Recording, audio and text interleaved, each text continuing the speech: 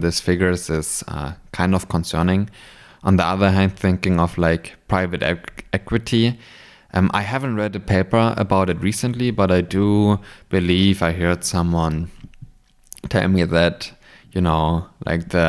I think in general, like the private equity, maybe it will change in the future. Now having ETFs and more funds that try to directly invest into private equity. But I do think private equity is not, this private equity market is not as efficient as the rest of the stock market and financial markets, and not really that attractive to invest in for private investors.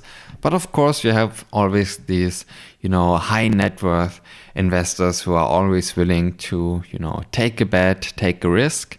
And with these, private equity firms and these fund managers, of course, like this story of private equity, you always have like a much more interesting story to tell than just this boring passive investing approach. So even though if the fundamentals say it doesn't make sense at all, like probably will not go anywhere.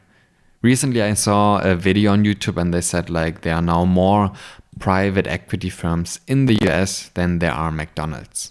So yeah, obviously, even though it probably doesn't make sense, fundamentals and statistics wise, there will always be, unfortunately, a market for selling this kind of services. Oh, well, I mean, on the other hand, if you are an asset manager, or for me as well, looking into, also maybe offering asset management services, that's maybe also some part of hope.